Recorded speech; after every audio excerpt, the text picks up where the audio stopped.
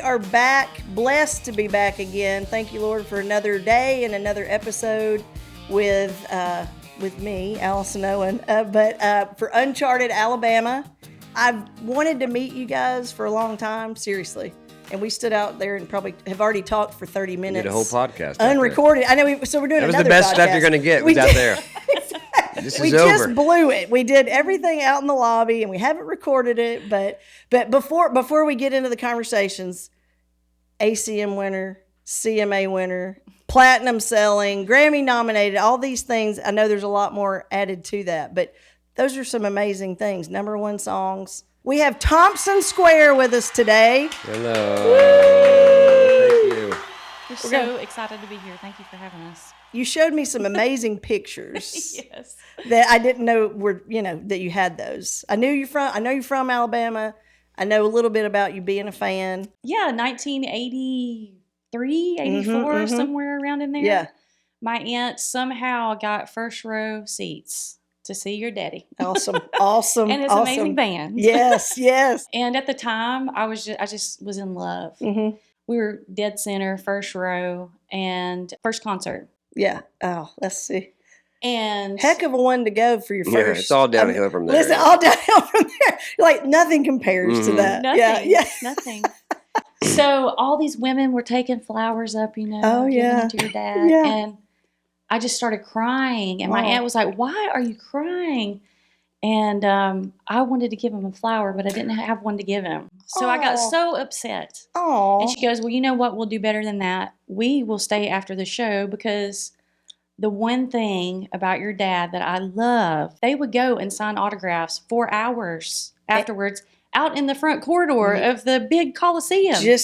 And they would usually say, like, "Hey, somebody get us a table." And then, maybe they had a table, maybe they didn't. But yes. I remember because we're basically the same age. I remember being at shows and I'm like, "Okay, Daddy's over there. Okay, we'll come stand like over here," because you knew it was going to be hours. Yeah. So you guys went out. So she was like, "Baby, don't cry. Yeah. We'll wait. Aww. We'll wait." So she stood in line with me, and I was able to meet Randy Owen and give him a kiss. And everything was right with the world. Everything was right at that point. Yeah. So was the show itself? Was it like just crazy, like almost like a rock kind of show? Oh, totally. Yeah. And I think that's what I fell in love with because it was so energetic. Yes.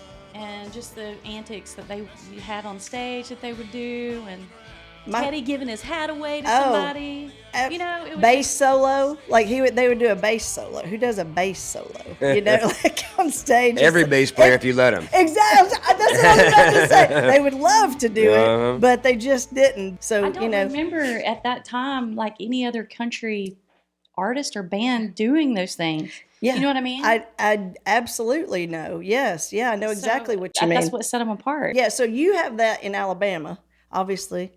Connection there, being from Alabama. Yep.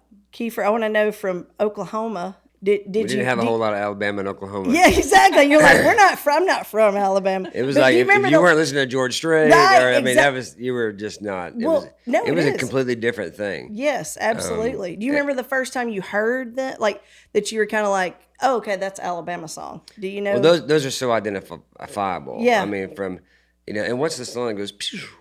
Pew, yeah. Oh, closer you get. And when I heard that little, I was like, "Who recorded that? And what is that?" What is that? Exactly. No, it sounded like a laser gun from like a 1970s, sci-fi movie. Yeah, Flash Gordon. Yeah, it was ahead of its time. It was absolutely, and everything was so identifiable, know, and being from Oklahoma and listening, I grew up on, Western swing, and a whole different kind of subgenre of country music, you know. So it wasn't until later to where I really, just discovered a lot about Alabama. And then, like when I moved to town, my first co-write was with Don Goodman. Oh yeah. And I don't ever research writers. Like I was a green writer. I just came to town. Yeah. And so I don't, schedule something. I go, okay, I want to write with this guy because he wrote this, and this. Right. So I just met him through my producer Nelson Larkin at the time. Okay. And he goes, "Man, because I want to put you with this guy named Don Goodman." And I was like, "All right, cool." Yeah, I had no idea who he was or what he wrote or anything, And then I found out that he writes, "Angels Among Us." And yeah. like, Oh, okay. Okay, this guy's this guy's good. He's good. Yeah, I'm not. And that might be my favorite song, you know, from their catalog, and so it was a little bit later for me, kind of discovering Alabama on that level, just because, I mean, we were all just two-step, that kind of thing, exactly. very traditional, old school. And I felt like Alabama at the time was more progressive, sounding than what I was used to playing. No, absolutely. And listening to Bob Wills and George Strait and Hank Thompson and all that stuff is what I would really cut my teeth on. Roger Miller and all that stuff. So it was more Miller. Pop than what I had been used to with my ears. So it took a while for it to kind of infiltrate my... Exactly. And a great example, and I mean, we probably talk about it almost in every show, but is My Home's in Alabama. It has so many different tempo. I mean, it goes from here to here, up here. Not perfect. Then they're jamming out. Then they go back down. Ends with it, and then if you listen to the full like 6.5 minute version, it ends with strings. It's like it's just all over the place. It's a masterpiece. And it's there's nobody no takes math their to time. it. I was laying in the trailer, I think on the couch in the trailer park in South Carolina when my dad and Teddy wrote it. That's what he told me. He's like, "Sissy, you were just laying there on the couch in the trailer park." I mean, I was a little baby then, but I'm just saying, organic and real. And all of that's just, to me, as a daughter, but as a music lover, what I feel like is the biggest appeal of Alabama. Well, one of the biggest appeals of Alabama. Dad and Teddy, I mean, they're still writing. Mm-hmm. You write as an artist, and you don't stop being creative. When that's what God made you to do, you keep writing and keep singing. And where do you go with it, with some of it? And people say, "Oh, well, there's so many outlets now," but it's like trying to walk out in the rain and pick up a raindrop. Like, it's like, listen to my song sometimes, But I've found you guys, by the way. You guys put out some amazing, awesome. You were there, like we were talking, like you were there. You have many, many, many. But as far as like one of the most recent, I love that song. I love the song. The video's cool too. You were there. I mean, I think I speak for Shauna when I say I could be the greatest songwriter. No, I'm just kidding. I think I speak for Shauna when I say I don't know that the world has seen who we are, and I don't know your full potential. We know who we really are if you never had any influence. Yeah. I mean, we put out some records, Kiss Me or Not, obviously the biggest one. Of course. We didn't write that song. David Lee Murphy and Jim Collins wrote it. Right. But everyone thinks that we wrote it because you're the artist singing it. Yeah, you sing it. And that's the craft of an artist, to find songs that you can grab a hold of and sell it. I think the originality comes down to who are you as a person. And you got to figure that out. You got to figure that out. How many people do you know really know who they are? Listen, well, like I said. I mean, on a personal level, I have no idea who I am. I don't even know I'm here. Are you who we think you are? Is this really the guy? I don't know. 'Cause I'm not sure. Did he wander in or... Well, do y'all ride together? Are you sure that's your husband? You're talking about influence, though. Yeah. I think the influence of the business and the influence of what's working at radio. And the pressure. And that influence is what affects an artist more so in a negative way. Yeah. It does. The influence of the music they listened to and they grew up on and they loved. That's what makes an artist. I mean, you start questioning yourself, like you were saying out in the you question yourself because you go, well, this is what I feel, this is what I want to do, and then and somebody over here is saying, that's not working right now. That's not working. Let's not do that. When I first moved to town in 1996, I moved here. I wanted to sing traditional country music. Yeah, and you just released a great album. Thank you. I love it. Bama Clay. We can definitely talk about that. Yeah. Thank you so much. Yeah. But when I moved here, I started working with somebody and they were like, that's not what's working right now. It's got to be more pop. It's got to be this. That's not what's working. And it takes you down this different path. Because you start thinking, well, if I want to be successful, then maybe I need to do that. And then I'll have success and then I'll do what I want to do. But the problem with that is everyone knows you for that. Now you want to be this. Which one is the poser? And you like earlier you said you think that Angels Among Us is probably your favorite one in their catalog. Talk about no, we don't think that song. People are not going to be interested. I mean, there was big time. No, pushback. Not that's not going to work. Nobody, radio's not going to play it, and it wasn't necessarily a radio hit. It became something because people connected to it so much. And that's the hit. And they just said, screw it, we're doing this. But that's the hit, isn't it? It is. Like doing things that you feel that who you are. And yeah, there's a lot of noise and you get influenced, by this and that and all that. But at some point you just go, no, I'm going to, this is what I want to sing. And, and sometimes that, it may be at the cost of radio play or whatever, but I still feel like fans identify with it and they go, that, there's and you something have a special chance there. of getting the song heard. Well, Alabama, they do their own, so they had the June Jam for years and all that kind of stuff, but they still do fan appreciation in Fort Payne. And there's thousands of people. They have set amount of tickets and things that they sell for the little events there, but people still come and they bring their families and sort of like what you're saying, where it's a more community kind of thing. Like if you want to come have like a more intimate kind of personal experience, it's like, that kind of thing. We're going to take a break real quick right here and say thank you to our sponsors, and we will be right back. Thank you, guys.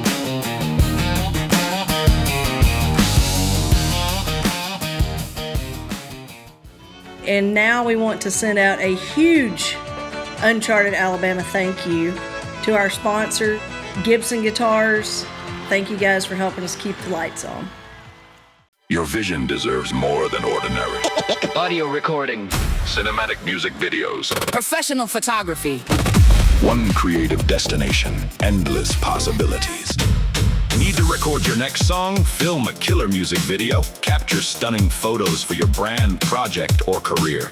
Durant Studios brings over 20 years of professional production experience to your story. Audio video photography. Create louder. Look better. Stand out.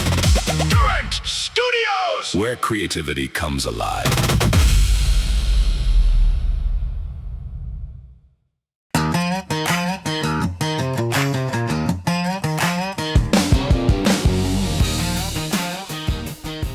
Okay, we are back, and again, thrilled and excited to be back with Thompson Square, and so we're going to get back into it here. But yeah, so I know we were talking about all kinds of craziness in the music business and all that. I remember seeing you guys a couple of years ago at the Alabama show in Huntsville. Yeah. And I told y'all that. I was like, I saw y'all and I was like, oh, they're having fun and enjoying it. I didn't want to walk over and be like, hey guys. You should have. I know, but I'm just so cognizant of just letting people just enjoy and be and all that kind of stuff, especially when you're just like enjoying it and watching a concert. Yeah. But yeah, so how did you guys drive? Like y'all, do y'all live in South Alabama, or did y'all then? We didn't. Y'all then, drive but we up? do Okay. now. At that time, we were living in Summertown, Tennessee. Oh, okay. And our son is 10. Yes. And we have a really dear friend that's actually, he plays in Alabama now. Yeah, shout out to Steve Peffer. We love Steve Peffer. Steve So Peffer, we've known Steve since we both moved to town. Yeah. Like he played piano at the Nashville Palace. I was a hostess at the Nashville Palace. Nice. Our piano's in And his then- studio right now. It is. love And we work Steve. together recording, and we've done Yeah. a lot of stuff together. But as soon as I heard that Alabama was going to be in Huntsville, I hit him up. I was like, is there any way that we can come to the show? Yeah. Because it was important for me to take Cooper.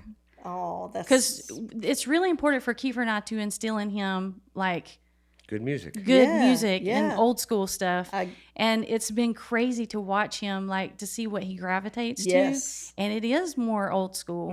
And even like everything with is rock like- music, like older rock music. Yeah, my boys like they like obviously Poppy's music, but Aerosmith and Yeah. like old, like AC/DC. He like, loves AC/DC. Yes. He loves Yeah. Billy Joel. yeah, Now when I take him to school, if he has a school event, we don't homeschool at all. yeah. She homeschools. And so I've got this old 71 Bronco, and the summertime, so the top's off, and he gets to sit in the front seat. So Yeah. he's like, he wants Dad to take him every time because he wants to sit in the front seat, and he wants to play me new music he's listening to. Yeah. And it's good, man. And a lot of it's like alt rock or whatever else. Yeah. But then he'll hear Haggard. He loves "Friend in California" by Merle Yeah, Haggard. right. Right. I mean, he just Real stuff. what he likes. Everything that he likes is good, except for like the stupid kiddie stuff that's like annoys me. Like Nobody Taco likes Time or that. whatever. Yeah. I'm a gummy bear. I'm a gummy Yeah, bear. we're like, He just does that to He does annoy it just you. to make us mad. Yeah, yeah. I wish I would have wrote that song. Yeah. Though. That's the thing. We're thinking about it too much. Yeah, I know, I'm a gummy man. bear. You know, Just gotta do it simple, You know. simple. Yeah. But yeah, he loves it. You know, when he was in second, third grade, he sang a Billy Joel song in a talent competition. He walked in with his skinny suit on, a Billy Joel T-shirt, and Ray-Bans, and just owned it. Yeah. You know, and he's a really great singer. He's really got that. So he wanted to you be guys a singer. are honing it. Yeah, and then he you're doesn't like- want to be a singer because and then in the get business it. with your parents is doing the thing. And so but then he'll like, did you hear that guitar right there? And I'm So like, he's paying "Oh, attention. Listening. He's dude, really just-" listening. He's paying And attention. he loves how that vinyl sounds, to listen to vinyl the at crack home a lot. and the He likes pops that. and yeah. And he'll like, Dad, that ain't country. He'll hear a new song, like, that ain't country music. But you know what his favorite country record is? What? Shauna.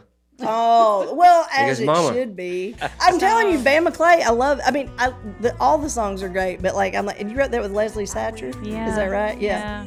That's awesome song. Yeah. Thank you. Yeah. But I mean, back to the concert. Yes, yes. Enough about me.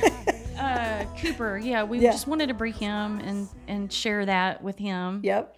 And I guess we were supposed to go see Alabama in Orange Beach at the Okay. wharf. Yeah, at the wharf. And it rained so bad. Oh. Like it was so bad. So we missed that show. Yeah. But anytime that they're close by, like Yeah. I always want to go and That you're able to see it. relive my childhood and hear all That's- those great songs and sing Kiss along. Randy again. Sing along. You sing along Kiss to every Randy song, again. It is though. I mean, and I think it's fun because people say, "Oh man, I didn't hear this song or I didn't hear that song." It's like I can't fit all of it I into know. a couple of hours or 2.5 hours. That's the people I like to hate. Yeah. It's like I have to stretch my 5 out.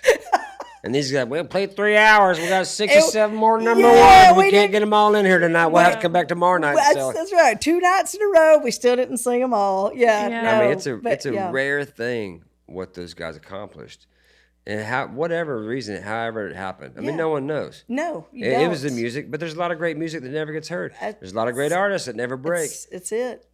That was the perfect storm at the perfect time with the perfect producer when Nashville was, I'd say Nashville. Yeah. And it was all about country music, and it wasn't about everything else. And it was, it was just, just a bunch of guys in a basement writing songs, and That's it. God, it just worked. Absolutely. And then it worked again. For real. And then yeah. it worked again. Then it and worked then it's again. Like, whoa. And then it's like, if you have an artist has a song, Yeah. and radio will, if they want to, if the label wants it to be a hit, it will at least get exposed Right, like a hit. right. It might not be a bona fide, but it'll be Yeah. exposed. It will go number one. It Yeah. will do. If you want to put the $1 million behind it, and this is my decision, and so they play the song over and over and over and over and over and over to where it has to become a hit. But Right. it just seemed like all those Alabama songs. It was just like, dang, here's another banger. Another Here's one. another one. But no, they had 21 consecutive number one songs, and then they did Tar Top. Well, that was a personal song. That's a personal song about my dad and Teddy and Jeff and the music and they basically said, we're not going to promote this. So if you put it out, and I think it went to number 2 or 3, like it still went, but it wasn't a number 1. And they all three were, Teddy and Jeff were like, we love it because it talks about them and the bands they were in before they were in Alabama and all this Right. stuff. But it was a moment where it was like, this is who we are. This song's about us, just us. It's about us. And they put it out and it broke the streak and they're like, oh well. You, 20, Right. you know what I mean? It's like, it's Yeah. oh well. Like, but I think that's the whole point, is being true to yourself.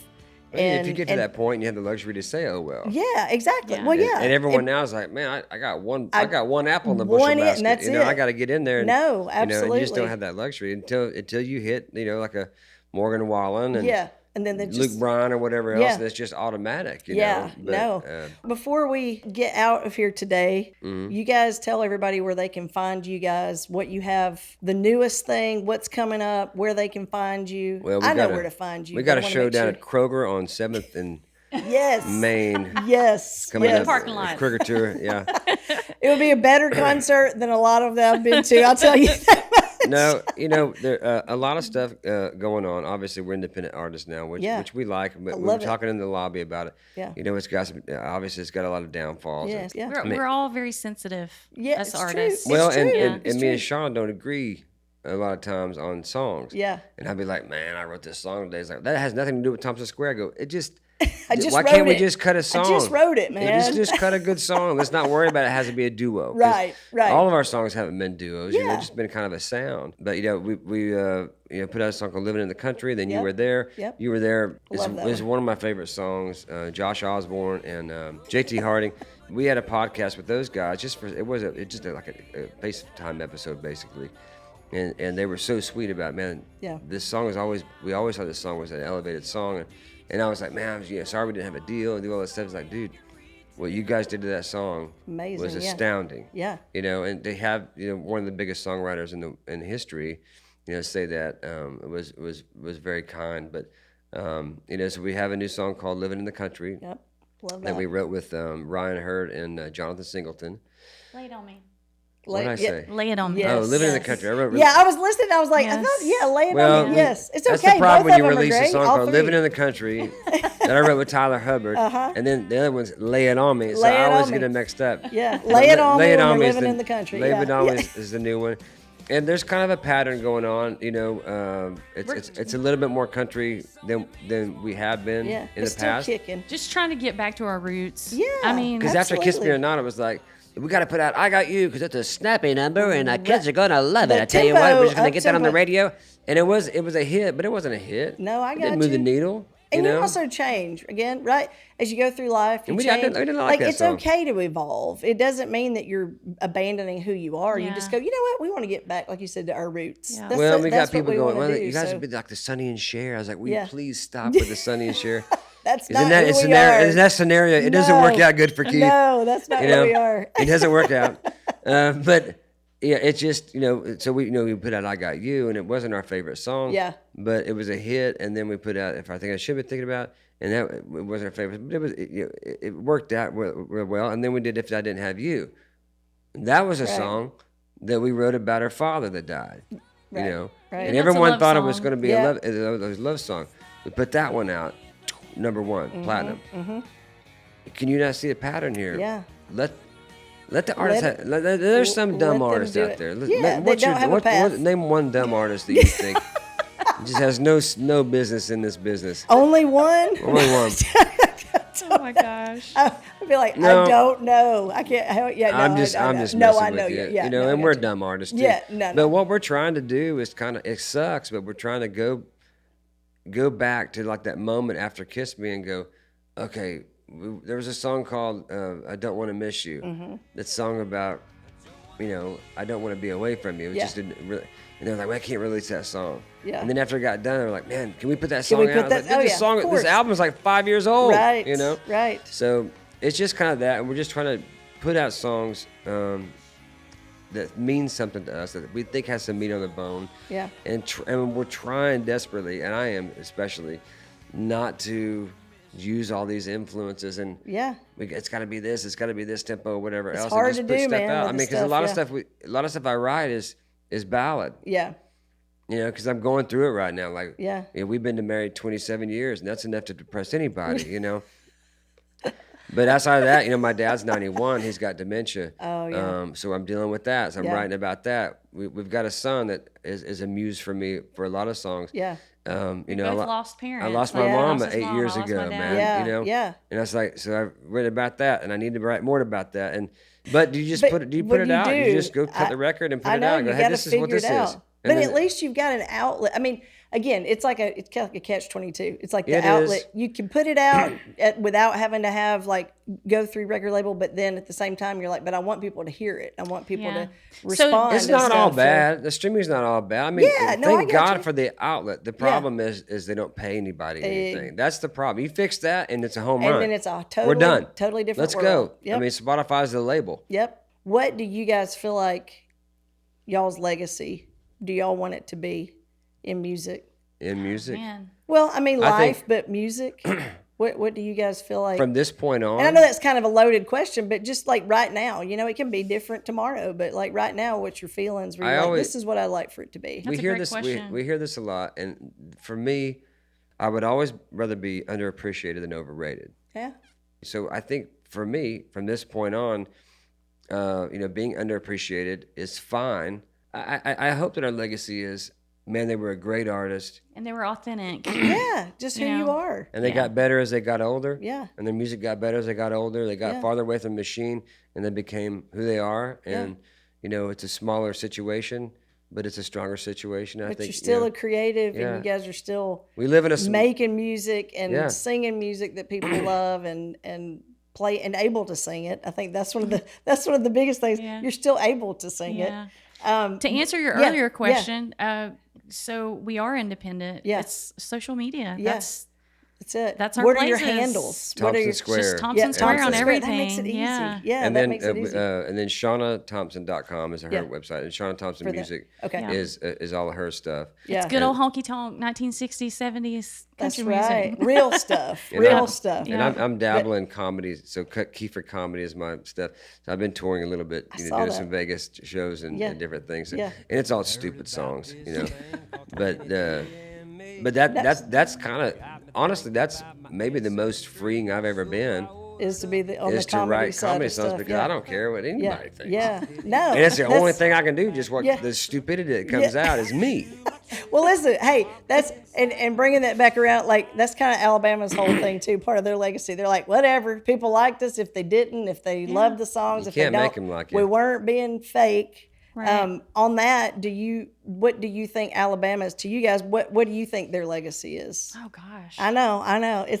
I would have a hard time answering it too, but it can be a word. It could be, but whatever that, what it means to you. Yeah. I'd say. I think it's the passing it down. Yeah. Passing it on down. Passing it on down. You know what I mean? I do. Yeah. Again, getting back to taking Cooper to the show, it's just music worth passing down. The history in country music, all the things that they've done, and just keeping that if going. I had a word, keeping it going, absolutely. If I had a word, I'd probably use validation. Because they were validated in every aspect. Yeah, that's a good one.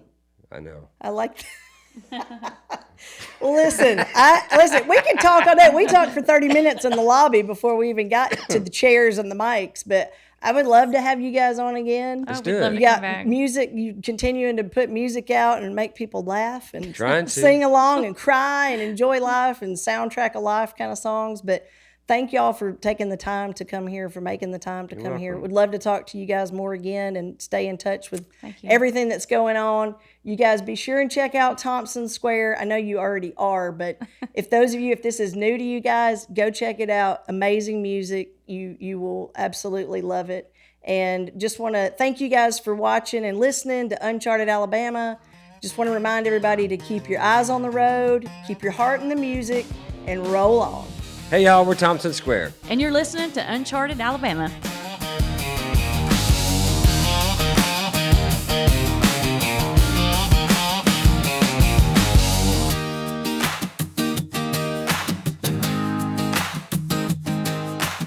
You can listen to all the music mentioned on the podcast today by checking out the exclusive Uncharted Alabama Spotify playlist.